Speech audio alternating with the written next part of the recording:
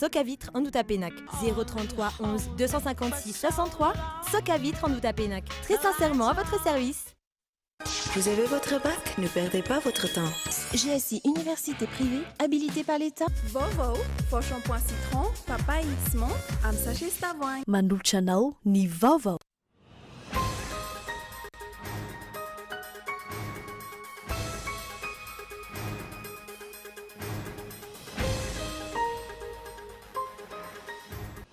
Nanolo ny politika ny vondrona mapara ho esory ny resolombavambahoaka mapara izay tsy manaraka ny foto-kevitra hijorony antoko.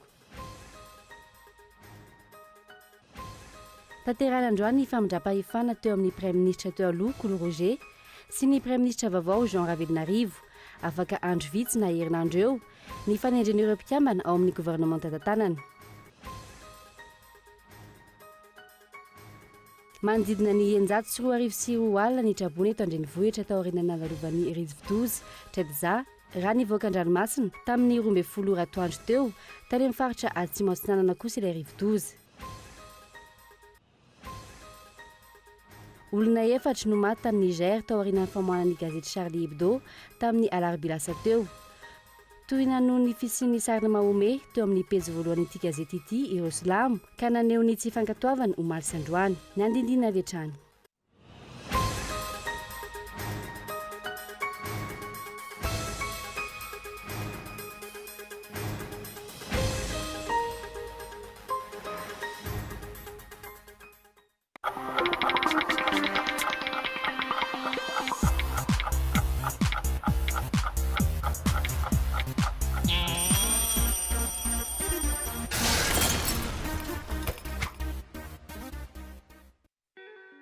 Soc à vitre en Outapenac. Menuiserie en aluminium. Rideaux métalliques. Volets roulants. Vitres. Tôle.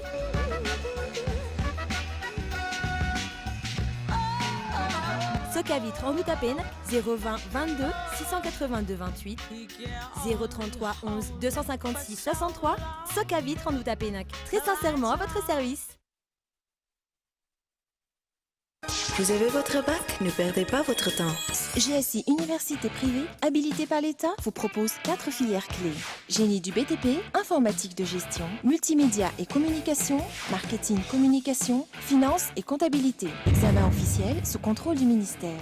Diplôme, Bac plus 2 à Bac plus 5. Offre spéciale GSI TOS. Inscription ouverte Au GSI TOS 033 84 160 56. Au GSI Antanarine 034 60 543 90. GSI Analakane 033 12 606 92. Vao Coco Naturali Coco zato isanjato.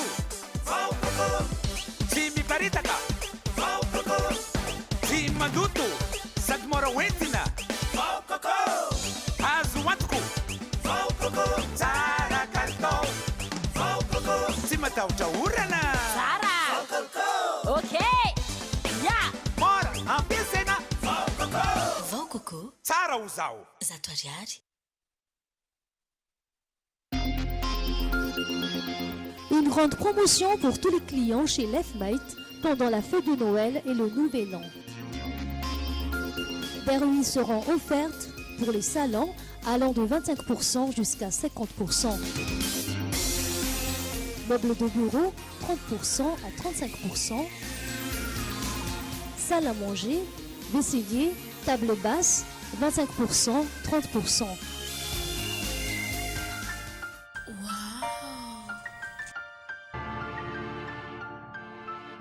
Lefmet, Anoussat.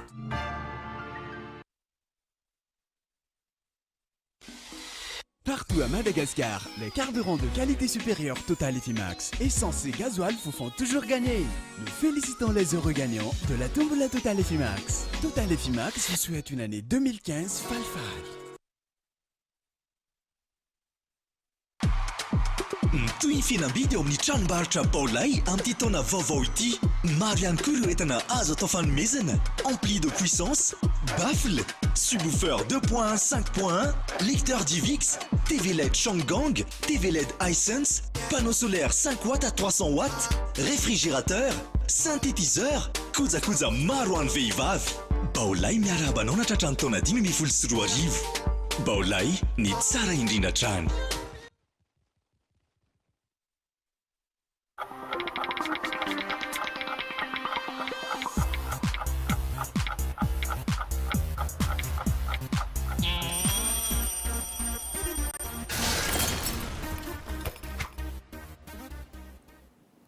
Miaraba tompoko lasy tonga vavy tonga sao tanatin'ny fampahalam-baovao ny fahitalavitra KOLO TV ialana tsy nety ampiandohana ny tsy fahatombany eo amin'ny fampitana ny sary sy ny feo ny atokantranonao indrindra ho an'ireo mpanaraka ny fahitalavitra eto amin'ny faritana Antananarivo sy ny manodidina efa mpanamboarana izany moa ny teknisianina amin'izao fotoana izao ka hiverina amin'ny laoniny izany afaka fotoana fohy fa isantarantsika ny fampahalam-baovao amin'ny ity anio ity ny pejy ny politika avy hatrany ny hoesoriny ireo sombam-bahoaka mapara tsy manaraka ny foto-kevitra hijoroan'ny antoko raha nambara ny mpitondra teny antoko androany nanolo ny biro politika ny tivondrona politika ity ny maraina teo fanapa-kevitra noraisiny taoriny ny fisitany ireo sombam-bahoaka miaraka amin'ny ministra ny asa-panjakana teo aloha Maharano Jean de Dieu sy ny ministra ny rano teo aloha Nday Mananjara Troanita Fanatetiny. Voatendro mpandrindra nasionaly ny atoko sady filoha lefitra avy amin'ny faritanin'ny Fianarantsoa ny sombam-bahoaka Razanamaso Kristine, mpitondra teny Pierre Olter, filoha lefitra avy eto Antananarivo Augustin Andriamananoro, avy amin'ny faritanin'ny Mahajanga kosa Ary Laurent Rajasan. Ny filoha nasionaly ny atoko ihany no mandray ny fanapa-kevitra mikasika ny atoko raha ny fanazavana nentin'ny mpandrindra nasionaly vaovao. Satria moa araky ny sata izay vakina tamintsika teo règlement intérieur vaovao fisika anatin'ny vaovao dia izy no manindry ny mpikambana ao anatin'izany birao nasional izany fa dia hiezaka anatanteraka ampahamariana ampahamendrena ao anatin'ny fanarahana fisika rehetra an'izany andraikitra vaovao izay hosaniko izany. Ratsaivina, taorin'ny fanendrenan'ny Praiministra Kolo Roger sy ny fijoroan'ny teny miram-pirenena, nikisaka nanangana vondrona parlementaire mapara 2 sy 3 ireo sombam-bahoaka notarian'ny ministry ny asa-panjakana Maharano Jean de Dieu izay sady mpandrindra nasionalin'ny atoko ihany koa tamin'izany fotoana. Vondrona parlementaire manohana ny fitondrana Rajonary Mampianina foto-kevitra izay tsy niraisana tamin'ny Andry Rajoelina filoha nanorina ny Mapara. Iraha ihany Mapara ireo ampandiniana ny momba ireo ondrina ny birao vaovao ankehitriny raha ny fanazavan'ny mpitondra teny ny antoko androany. Mapara nandatsahany vahoaka malagasy bulletin ary zay ny fantatry ny vahoaka malagasy iaraka amin'ny président Rajoelina reo président Rajoelina no namaritra ny foto-kevitra ao arahan'ireo dia nandatsabato ny mpifidy ka nisan'ny solombavambahoaka ny fidin'ny vahoaka malagasy iaraka amin'ny président Rajoelina Mapara dia fantatsika rehetra 7 Ny antso ho an'ny fitoniana ny VMSA omaly nandritra ny fanambarana izay nataony. Fiatsaram-bela tsisy endrika ivelany ihany anefa izany fa tsy araka ny zava-misy. Tsy mbola nahitam-balina hatreto ny fangatahana fiaonana nalefa ny Andry Rajoelina tany amin'ny filoha Rajonary Mampianina irisoana amin'ny fifampiresahana. Fa tsy nisy resaka mikasika ny politika ny gouvernemanta nandritra ny fifamindram-pahefana teo amin'ny Praiministra teo aloha Kolo Roger sy ny Praiministra vaovao Jean Ravelonarivo izay nitanterahina androany nanamafy ny Praiministra vaovao fa atao afaka andro vitsy na afaka herinandro ny fanendreny ireo mpikambana ivony ny gouvernemanta izay tamin'ny tanany arao ny fanatetiny. Tsy mbola voafaritra ny fotoana anendrena ireo mpikambana eo amin'ny gouvernemanta mety andro hatramin'ny farany herinandro izany raha nambaran'ny Praiministra Jean Ravelonarivo androany nambarany fa hisokatra amin'ny ankolafy rehetra izany.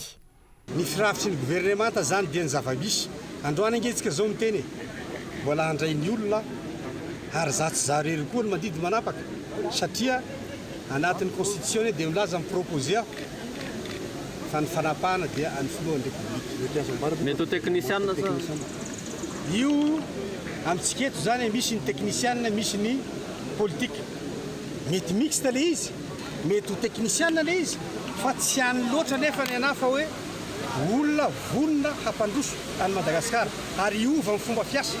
Tsy mbola nanao fanambarana manokana ihany koa ny Praiministra momba ny politika ny gouvernemanta sy ny lahara-pahamehana.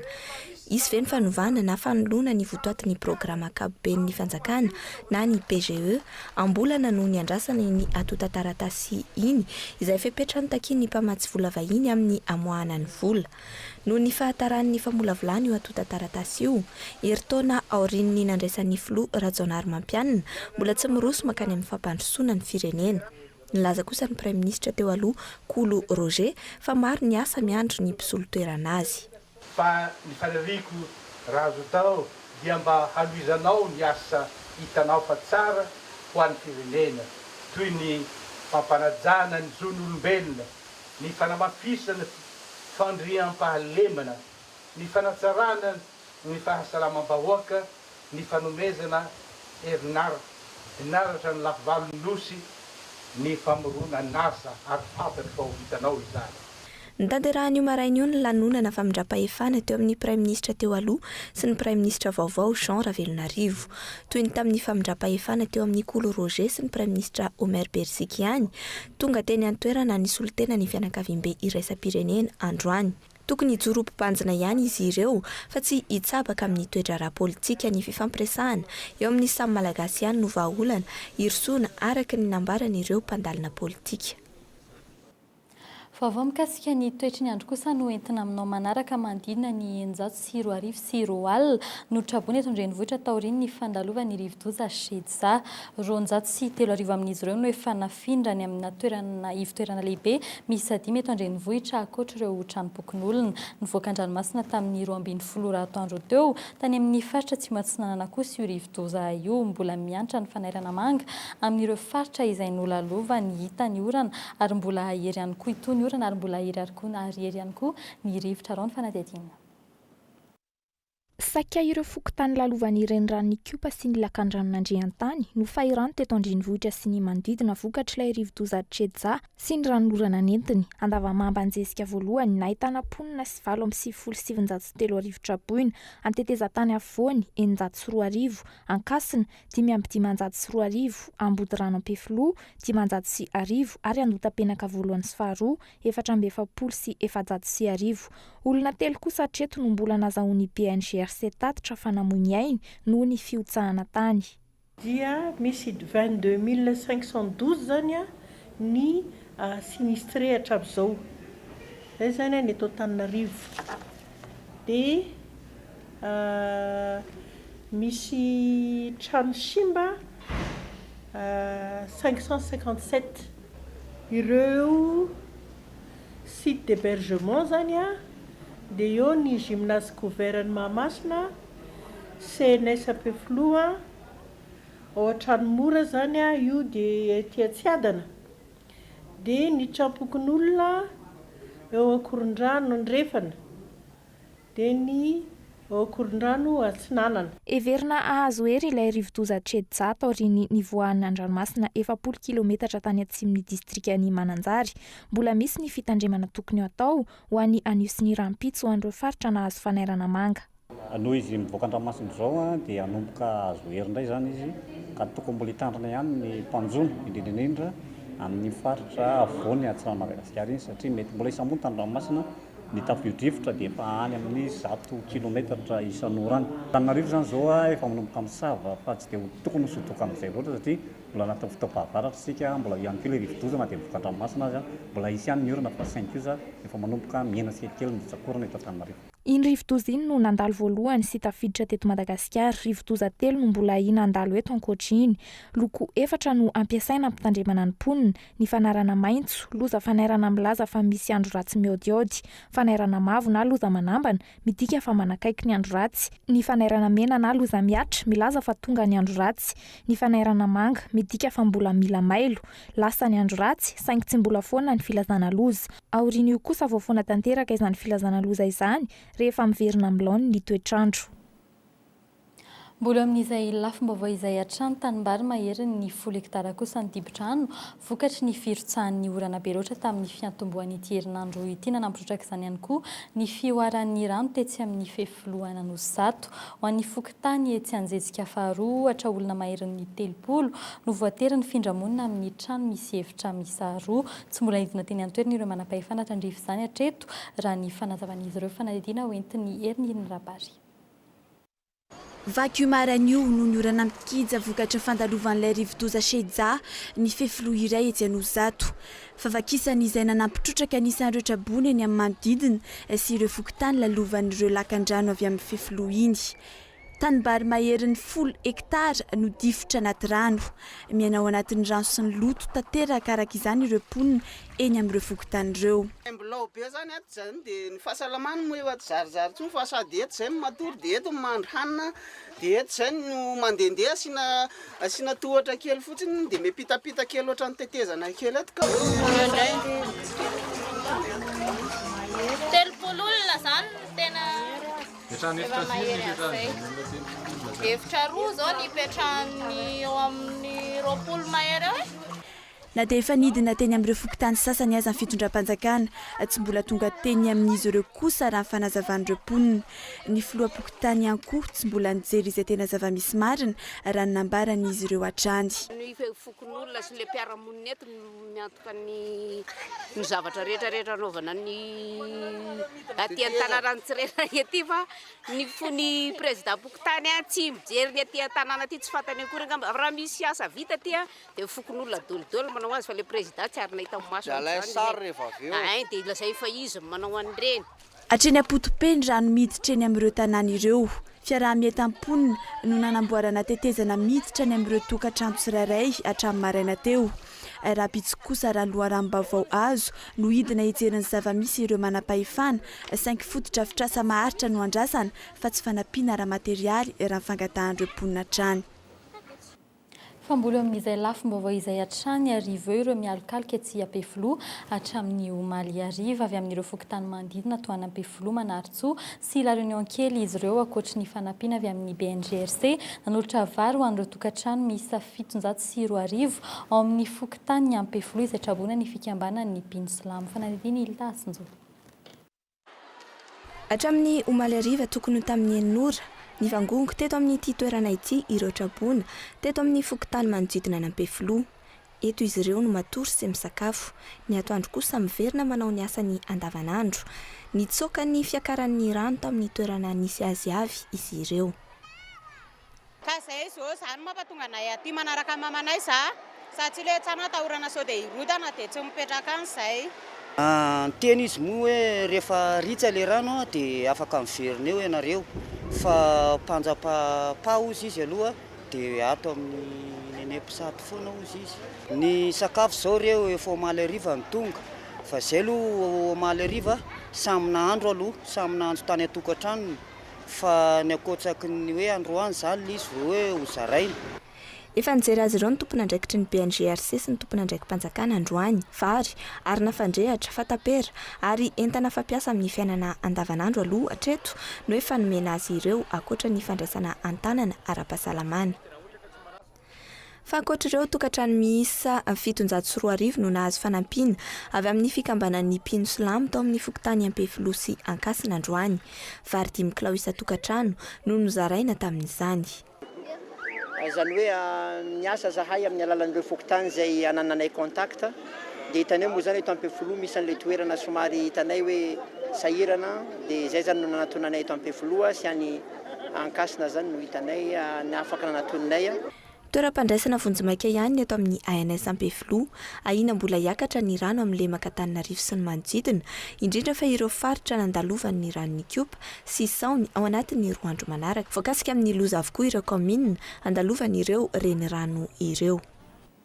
Fanindrim-bato iray ihany koa no nirodana tetsy amin'ny fokontany fiadanana ny aliny zoma farany teo tsy nisy ny ainana fona ny naratra trano iray tsy mbola misy mipetraka kosa no potika ity rindrim-bato ity ankoatra ny fantsona mitondra ny rano ny jirama izay voasarika kavaky tao anatin'izay tapaka ny rano nanomboka eo amin'ny rond-point ny Tsimbazazaka hatreny Mandriamena Andoranfotsy io maraina io vokatr' izay arao ny fanadihadiana.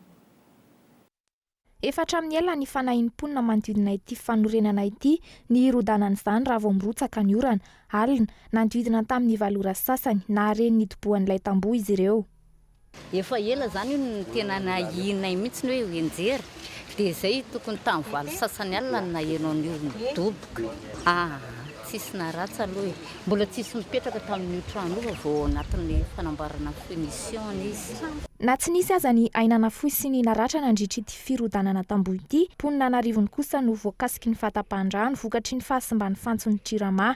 Isan'ireo voatototry ny tany ihany koa izany, tsy maintsy afindra toerana ireo fantsona ireo vao azo amboarana. Ny fiotsahan'ny tany zany tena anisan'ny natonga ny zavatra io dia nitaritiny le tuyau dia vaky nanaraka ny voasitina zany dia déboîté. Tsy afaka ho réparé izy satria tena ambery izy sarotra be le anaovana ny réparation dia nisolena le toerana natao zany izay ahafahana tsy hampiasa ny faritra io dia hovaina zany le alimentation le rano. Tsy aritra kosa ny fanamboarana raha ny fanazavan'ny tompon'andraikitra saingy manao antsoavo amin'ny fanorenana trano tsy ara-dalàna ny tenany. Le fanaovana trano satria zao izay hitanareo tsara zao fa le fipetraky le batery nataon'le olona izay nanindry an'le tuyau dia iny nitarika an'le fahavakisana tonga dia minenjera le batery dia nistominy fotsiny le tuyau dia vaky. Maro mihitsy ny toerana tratran'ny problème io amin'izao ny olona tsy manana autorisation communale izy manao le trano eo ambonin'le tuyau Jirama izay tena atahorana mbola ny efeny satria rehefa mipoaka reny dia ho sahirana le olona izay misy le trano ao amboniny. 7,900 hatreto ny tranorodana teto andrenivohitra vokatry ny ranorana sy ny rivotra raha ny antotanisa avy amin'ny BNGRC. 700 mahery kosa ireo traboina vokatry ny fiakaran'ny rano eny Antomadinika Antsalovana araka ny nambaran'ny Sefibokotany vokatry ny fanorenan-trano tsy ara-dalàna eny Akazomanga ka manetsina ny lakan-drano ny anton'izany. Aiza ho aiza ny fanaraha-mason'ireo tompon'andraikitra manoloana ny fahavoazan'ny olona anarivony vokatry ny tsy fanarahan-dalàna toy izao. Mbola vokatry ny andro ratsy izay atranty mapolisy ny Zaton'ny Vary no volen'ny tantsaha eto andrenivohitra no ahina ho very fotsiny ankehitriny vokatry ny fiakaran'ny ranobe tamin'ity taona ity raha ny voalazan'izy ireo tsara ny vokatra saingy simba ny rano zany ankoatr'izay raha 2 ariary na 3 ariary ny karaman'ny olona manao vary tany aloha tafakatra 4 ariary ka hatramin'ny 9 ariary zany ankehitriny vokatry ny fiakaran'ny rano hatrany ahin'ireo tantsaha tsy havita taona arak'izany ny vokatra fanadina hoentin'ny lihira Piata. Safitry ny rano ampany betsaka amin'ny tambary eto Modomita, anosy be izay vola sy ny manodidina. Miezaka ny navitra ny vary ny mpamboly ity na dia mbola tsy tokony ampiakarina aza izany.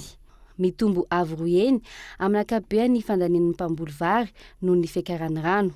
Manodidina ny 9 ariary ny karaman'ny mpampiaka-bary iray noho ny rano hatreny ambalahana. Olona 10 nefa vao mahavita ny asa, 5 arivo kosa ny hofan'ny lakana ampiasaina iray andro anangonana ny vokatra. Vary efa masaka ary betsaka manana masaka ity saingy tsy afa manoatra eo amin'ny fahalafosan'le karaman'olona zany. Raha tavelo anaty rano izy aloha tapaboly ohatran'izany mety efa misy ovana satria mihamalemy ny tao ambary dia misimba le vary aorianan'izay zany. Le fianan'le rano efa tsy misy fa miakatra tsy moramora ihany. Manoloana ny fitohizan'ny rotsakorana mandritra ny izao vanim-potoana ny rivo-doza izao, ahina mbola hiakatra trano ny rano, ho simba arak'izany ireo vary vao maniry amin'izao fotoana izao, araky ny volazan'ireo mpamboly vary. Vary manodidina ny 12 kitapo hatrany isan-taona, vokatra maniro tantsaha, ahina tsy hatratra izany amin'ity taona ity. Vary mbola be voka izy nitratran'io rano io dia tsy mahateraka le vary tsony dia lasa manakofa be, fa zao aloha vary efa arivony dia efa tsy maninona tsony izy zao. Raha tsy avitra loloa ireo vary ireo ohatra misy cyclone dia ao dia dobo-drano ao tsy azo tsony dia lo ao. Na tsy natao amidy aza ireny vary ireny amin'ny ankapobeny. Ahina isy fiantraikany any amin'ny vidim-bary izany. Isan'ny voateny hatrany ho fototry ny fiakaran'ny rano eto andrenivohitra ny fanotofana tany natao tamin'ireo tanimbary manamorona ny lakan-drano. Aiza ho aiza arak'izany ny fanomezan-dalana sy ny fanaraha-maso amin'ireny fanotorana tany ireny ho fitsinjovana ny vokatry ny tantsaha. Mbola amin'izay pejy toe-karen'izay hatrany be loatra ny fandanian'ny fanjakana mihoatra amin'ny famokarana voafetra isaky ny 3 volana. Ny teti-bola tokony ampiasain'ny androm-panjakana tsirairay avy arak'izany ilaina fahaiza mitantana ny teti-bola voatokana ho an'ny androm-panjakana tsirairay avy antony nanaovana ny fampiofanana ho an'ireo tompon'andraikitra amin'ny fitantanana ny volan'ny androm-panjakana fampiofanana izay tarian'ny ministera ny fitantanam-bola sy ny teti-bola fanadina hoentin'ny Zora Kotondrina. be loatra ny fandaniana eto Madagasikara mihoatra ny famokarana raha nambarany avy eo anivon'ny ministera ny vola sy ny tedi-bola raha ny voasoratra ao anatin'ny tedi-bolam-panjakana 524 420 isanjato ihany no hoan'ny famokarana raha fandaniana avokoa ny 577 ny tedi-bolam-panjakana tsy mbola mifandanja arak'izany ny fandaniana ataon'ireo andrim-panjakana mihoatra amin'ny vokariny.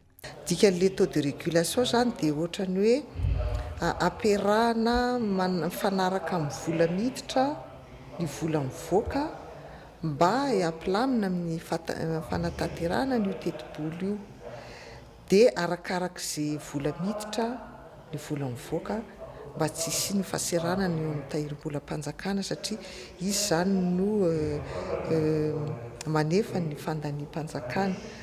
Raha ny vinan'ny ministera misy rindrany isaky ny 3 volana ny fandaniana tokony ataon'ny andrim-panjakana tsirairay tsy tokony hihoatra ny 520 isanjato ny fandaniana ho an'ny karama amin'ny 3 volana voalohany 520 isanjato izay ihany koa ny ho an'ny indemnité sy ny tampi-karama ny ferana ho 4.3 isanjato kosa no natokana ho an'ireo fampandehanan-draharaha toy ny fividianana entana sy ny entina mamokatra.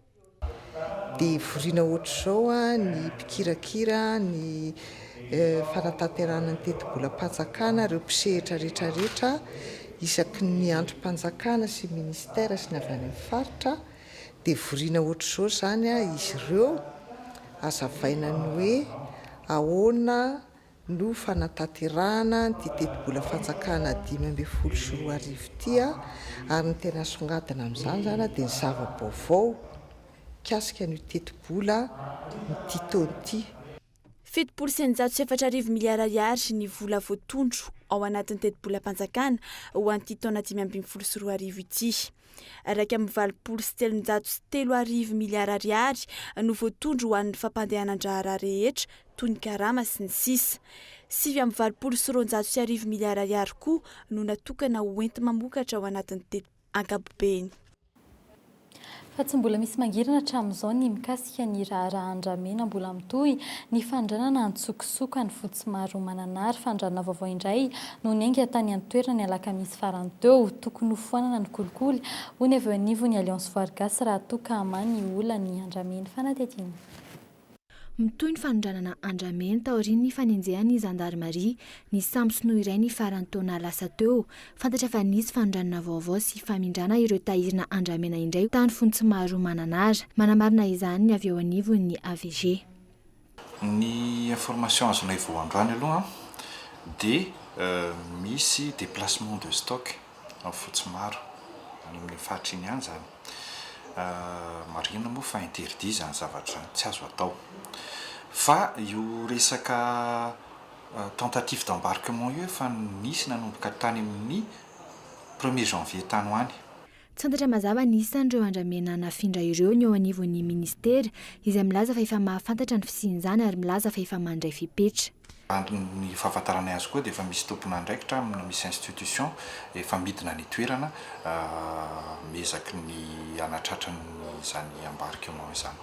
Tokony isy ataontsika koa sanction exemplaire koa amin'ireo izay tratra amin'io resaka kolokolo io indrindrindrindra amin'ity resaka boîte de rose ity fa raha tsy izay io tsy hijanona mihitsy.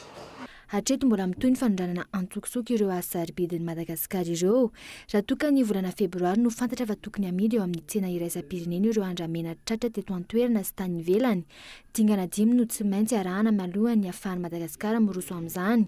Tsy mbola nanomboka akory na ny fanisana ireo tahirina ny inventaire physique, ny marquage, ny sécurisation sy ny fanaovana ny tolobidy. Fa eo amin'ny tontolo ny asa kosa indray mbola vitsy ny mpiasa mahafantatra ny asan'izany atao hoe inspecteur de travail izany eto amintsika azo ny mpiasa tsirairay amin'ny orinasa tsy miankina ny manao fangatana fanaraha-maso any amin'ny toeram-piasany amin'ny inspecteur du travail mahatratra 500 ireo inspecteur de travail manerana nosy ankehitriny ary eto amin'ny faritra Analamanga ny ampahany betsaka amin'izy ireo tsy ampy ny vola natokana ho an'ny fanarahana ny lalàna mikasika ny asa sosialy eto amintsika vokany maro amin'ireo sehatra tsy miankina eto amintsika no tsy voara-maso araka ny tokony izy ny fanajana ny zon'ny mpiasa sy ny mpampiasa fanampanazavana. Ilay sakana angamba tsy fahalalan'ny olona ilay tena andraikitra amin'ny inspecteur du travail, ny asan'ny inspecteur du travail sy ny tsy fahalalan'ny olona ilay lalàna mifehy ny asa. Izay zany tena hitako sakana ny tsy fahalalan'olona ny lalàna ny feny asoa dia tsy fahalalan'olona ny asanay sy ny antopisinay izay ny tena sakana.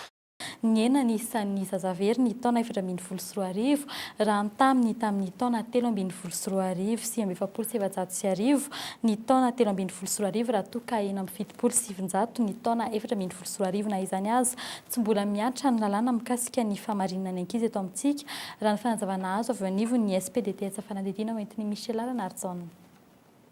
Ny ena nisan'ireo fitarainana na plainte amin'ny resaka zazavery tato anatin'ny 5 taona raha toa ka 420 izany ny taona 720, 770 ny taona 120, 730 ny taona 120, 730 ny taona 12, 770 ny taona 13, 770 kosa izany ny taona 420 lasa teo, 700 ny antony fahaverezan'ireo ankizy latsaky ny 12 taona no fitsoahana ny tokantrano na ny fuga noho ny fampijaliana mahazo azy ireo. Amin'ny resaka mikasika ny hoe zazavery alohantsika dia isa taona raha iresaka fotsiny hoe ny mifandray amin'ny SPDT sy ny police des mœurs et de protection des mineurs ao atsara lalana fotsiny dia manodidina ny arivo mahery ny ankizy very na tsita. Amin'ireo very na tsita ireo mihoatra amin'ny 20 isan-jato ny ankizy dia miala ao anatin'ny tokantrano na hoe mandeha mitsoka na manao fuga. Dia rehefa mandeha manao fuga dia mirenireny eny dia voatery tsy maintsy miavy tena ivelomana dia voatrandraka tafiditra ao anatin'ilay famarinana ankizy makany amin'ny fanandevozana. 730 isan-jaton'ireo zazavery ny taona 420 no zaza miasa an-trano na enfant domestique raha ny statistika avy amin'ny SPDTS. Raha ny fanazavana azy teny anivon'ny polisy misahana ny zaza tsy ampy taona tsy mahasarika ny ray aman-dreny ny mitoroka ny fahaverezan'ny zanak'izy ireo. Tokony ho tompona andraikitra araka izany ny ray aman-dreny raha ny fanazavana trany. Ny zavatra miseho ny toerana misy ny ankizy dia akaiky ny dada sy neny ka rehefa marefy ny ankizy tsy misy pia fa mandeha mirenireny na miala ao anatin'ny tokantrano dia mety ho tafiditra ny anatin'ny antsoina hoe famarinana ankizy makany amin'ny fanandevozana. Eto izany izao dia tenenina fa ny atao hoe ankizy dia latsaky ny 12 taona ka raha sendra n'ireo zavatra eo dia hita fa tena tokony miantsontsika ny larina maitso 147 fito amby 70 ary faharoa manarakaraka an'izay dia tokony ampiarina ny lalàna mifandraika amin'ny famarinana ankizy makany amin'ny fanandevozana moderna. Ny 9 Desambra 2020 no nivoaka ny lalàna mifeny resaka famarinana ny ankizy na ny traite des enfants hatreto anefa tsy mbola miatra izany. Eo amin'ny maresaka avy any ivelany kosa indray may ny trano kultoraly frantsay sy fiangonana miisa 3 tao Niger fahasimbana vokatry ny fihetsiketsehana nataon'ireo mpanohitra ny Charlie Hebdo izany olona 4 no maty tany Niger, iray kosa tany Pakistan, 10 eto no maratra mafy. Niditra trany Senegal, Mauritanie, Jordanie, Algérie, ny hetsika ao Mali. Mbola nitoy ihany koa izany tany Niger androany araony fanadino amin'ny sarin'ny France 24. Manamelika ny fihetsika nataon'ny Charlie Hebdo manoloana ny sary navoaka n'ity gazety ity tamin'ny alarobia lasa teo ireo mpanao fihetsiketsehana anjatany tany Niger ao Mali. Olona 4 no maty tany Niger raha 17 ireo naratra mafy tao aorian'ny fihetsiketsehana. Pakasara iray ihany koa no voatifitra tany Pakistan. Ny toetrany Senegal, Mauritanie, Jordanie, Algérie mihetsika. Ny lanja sorabe milaza fa manao an'ny Kouachi sy ny namany izy ireo. Ankoatra izay, manao antsoava amin'ny filoham-pirenena frantsay izy ireo mba hampiatra ny lalàna momba ny gazety Charlie Hebdo. Manohatra ny famoahana ny sary Mahome tamin'ny gazety Charlie Hebdo ny antony fihetsiketsehana. Midika fiantsiana ho an'ireo silamo ary fanitsakisana ny mpaminany Mahome izany. Naneho ny heviny ny filoham-pirenena frantsay François Hollande manoloana io trango io. Manana ny hevitra hijoroany ny Frantsa anisan'izany ny fahalalana ny teny.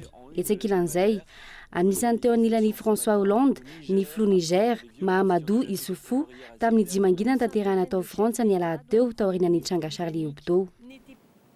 Iverina eto toeran-kosintsika ato anatin'ny reto vaovao nisongadina androany ireto nan'olon'ny biro politika ny vondrona politika mapara androany afaka andro vitsivitsy na herinandro eo ny fanendren'ireo izay ompikambana anivon'ny gouvernement izay tariny ny prime ministre vaovao Jean Ravelonarivo fa mandinina ny 940 ny trabony eto an-drenivohitra izay navela ny rivodoza shedy izay nivoaka an-dranomasina tamin'ny 12 andro teo dia izay ihany koa no entina manakatona ny fampalam-baovao tamin'ny tianio ity sorona manokana ireo araka ny fampahalam-baovao ny KOLO TV amin'ny alalan'ny fahitalavitra FM Toamasina ary amin'ny alalan'ny fahitalavitra DSTV any amin'ny faritany Antsiranana ny tena kosa metraka ny veloma ho amin'ny rampitso indray veloma toko.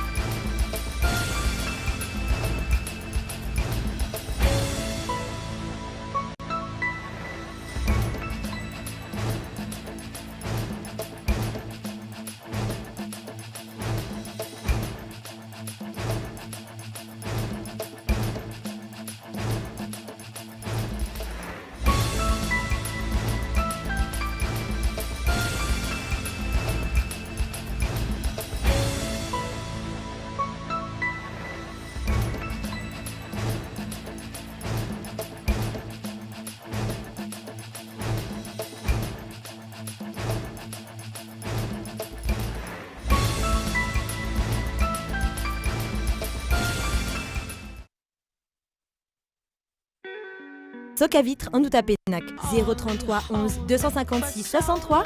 Soc à vitre en Outapenac. Très sincèrement à votre service. Vous avez votre bac? Ne perdez pas votre temps. GSI Université privée habilitée par l'État. VAOVAO, faux shampoing citron, papaye X-Mont, am sachet Stavoine. Nan'olotranao teo ny VAOVAO.